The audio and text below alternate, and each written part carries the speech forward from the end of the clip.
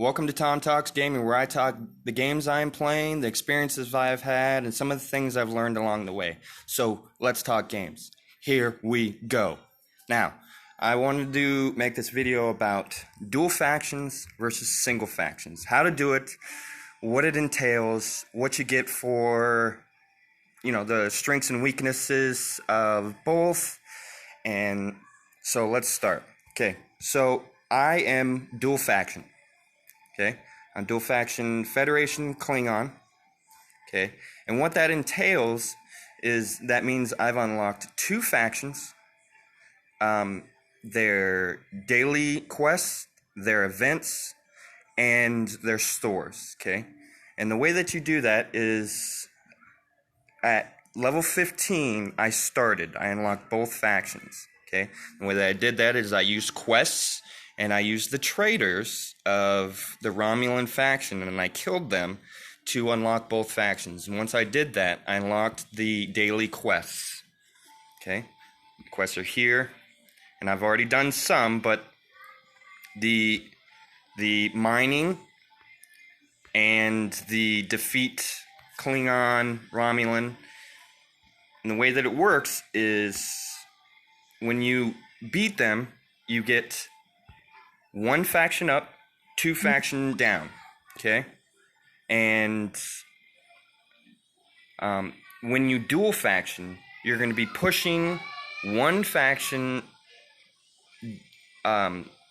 completely down, for me, the Romulans, and you're going to push two factions up to positive slowly, okay? And the reason I have it like that is so that I can get enough repairs from the, with this quest, with this daily event, daily quest, I get 8 30-minute speed ups, okay? And I get some Federation credits, I get some recruit tokens, and I get Federation points, reputation to build up my factions, okay?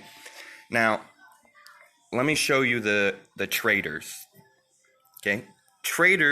The traders in this game are the grind point of this idea, okay? And you need to kill them constantly, every day. And the reason the traders and not the other ships is because they give the most amount of reputation, okay? So a level 21 trader gives 6 Federation, 10 Klingon, negative 40 Romulan, okay? And a regular ship gives 2, negative 9, 5. Now I'm able to kill the 31s, the 32s, the 33s, okay? So let me bring up the 33. Here we go. Okay. Now you could see that they scale up. The further you get along the faction rep, as you level it up, the rewards start getting better. The faction rep that you're able to gain from killing just one ship gets better. Okay, and the reason I tell all my alliance that is because you need officers. Okay, you need to be getting these officer recruit tokens every day. You need to get, and as you can see, you can get 1, 2, 3 of just the 80 token ones every day.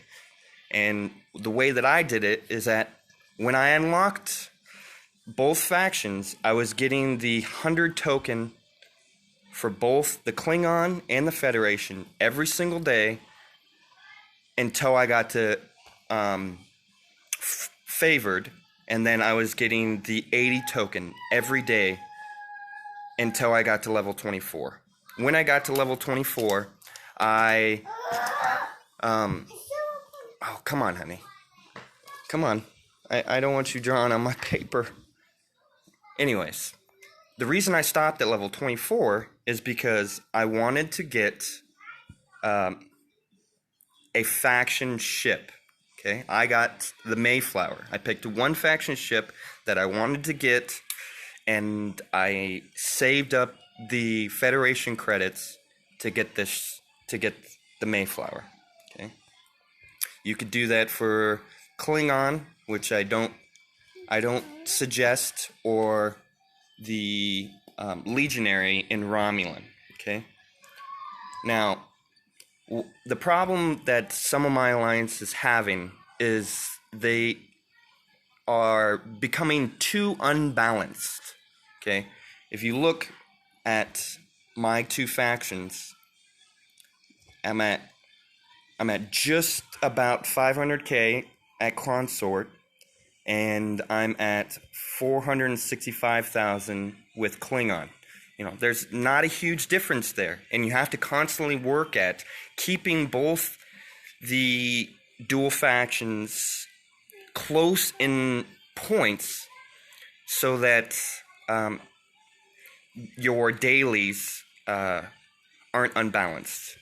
Okay, and I can show you in my daily events where I screwed up and unbalanced me more and forced me to have to grind the traders even more. I did it yesterday, actually. So if you look, my Federation, I needed 30 million points, and with my Klingon, I needed 12.5 million points, okay? And the reason that screws you up is because at 30 million at Consort, you get 16.8 up and 8.4 or 8,400 points down in two factions. But with the 12.5 with the favored, you get 8,000 up and 4,200 down. So I screwed myself and forced myself to have to grind more. But it's doable. You can grind out dual factions every single day. What I do is my Federation goes up to Consort, and I have to push it back down, grind a couple, level 31, level 32, level 33 traders, and push my Consort, my Federation faction back down to favored so that my Klingon can gain back up. Okay? Now, single faction grinding. Okay? There is a benefit to this. And the benefits are you're able to unlock the higher tiered ships sooner. Okay? If you're willing to spend some money and help help yourself to getting up to level 28, getting up to the higher tier ships, getting up to the Saladin, getting up to the Intrepid, or if you wanted to go Romulan, which they have great ships as well, getting up from the Legionary, getting up to the Centurion, and even the Gladius, okay? The reason you would want to do that, go single factions, for this reason alone, to unlock one faction very quickly, okay? And the idea behind it is you max out one faction as fast as possible, okay? And what I mean by that is I believe it's 10 million points to lock a faction so it won't go down any further, and then you focus your energy after you've locked one faction to unlocking the other two factions and dual grinding later in the game. Okay, the reason I tell my alliance to dual faction now is because none of us are whales. None of us are going to spend hundreds and hundreds and hundreds of dollars pushing themselves to a point where they can and I don't have the ships here to show you, but there's people in this game who spend a lot of money getting up to rank level 28 you know, right now I can't do get up to level 28 because I still need uncommon gas, and then I still need to unlock a couple more buildings to get to 28 so that I can start getting my Saladin. But so that's the idea behind dual faction now.